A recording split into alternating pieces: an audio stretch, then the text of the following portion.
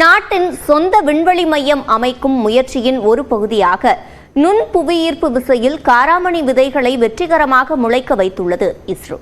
அது எப்படி சாத்தியமானது விவரிக்கிறது இந்த செய்தி தொகுப்பு.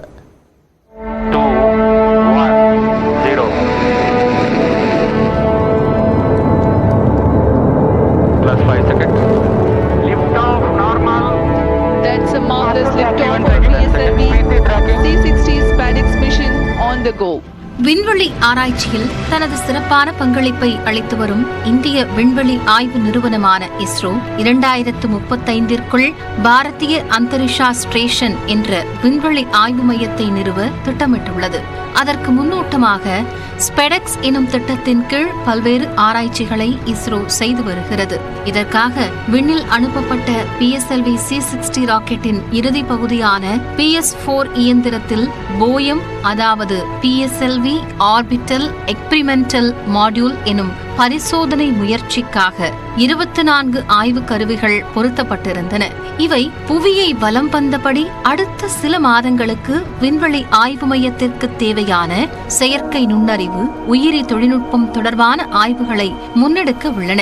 இந்த வகையில் புவியீர்ப்பு விசையே இல்லாத பகுதியில் தாவரங்களை வளர்ப்பதற்கான முதற்கட்ட முயற்சி வெற்றி பெற்றுள்ளதாக இஸ்ரோ அறிவித்துள்ளது. விக்ரம் சாராபாய் விண்வெளி மையம் உருவாக்கிய கிராப்ஸ் ஆய்வு கருவியில் 8 காராமணி விதைகள் 4 நாட்களில் முளைக்கத் தொடங்கியுள்ளதாக இஸ்ரோ தெரிவித்துள்ளது. கிராப்ஸ் கருவியை பொறுத்தவரை தானியங்கி செயல்பாடுகளுடன் கூடிய மூடப்பட்ட பாகங்களை கொண்டது. இதில் உள்ள சிறப்பு, பேலோடுகளில் சிறிய அளவு மண்ணில் 8 காராமணி விதைகள் விதைக்கப்பட்டன. அவற்றிற்கு தேவையான வெப்பநிலை, ஆக்சிஜன், கார்பன் டை ஆக்சைடு, சுற்றுச்சூழல் ஈரப்பதம், மண்ணின் ஈரப்பதம் ஆகியவை சீராக கிடைக்க வழிவகை செய்யப்பட்டுள்ளது. மேலும் விதைகளின் வளர்ச்சியை கண்காணிக்க கேமராவையும் கொண்டுள்ளது. பொதுவாக காராமணி ஒரு வாரத்திற்குள் முளைத்து இலைகள் துளிர்த்துவிடும் என்ற காரணத்திற்காகத்தான் அதன் விதையை தேர்ந்தெடுத்ததாக கூறுகிறார் ஆராய்ச்சியாளர் வெங்கடேஸ்வரன்.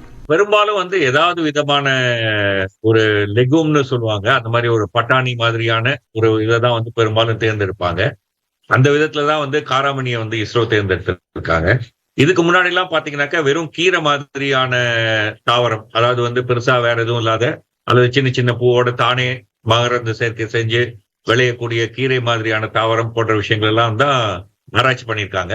விதை முளைக்குமா அப்படிங்கிறது தான் ஆய்வு. ஏன்னா இது பல நாட்கள் இருக்காது. சோ அறுவடை வரைக்கும் இது செய்ய மாட்டாங்க. ஈர்ப்பு விசையே இல்லாத இடத்தில் செடிகளை நேராக வளர்ப்பது முக்கிய சவாலாக பார்க்கப்பட்டாலும் இதில் இஸ்ரோ தொடக்க நிலையில்தான் உள்ளதாக ஆராய்ச்சியாளர்கள் கூறுகின்றனர்.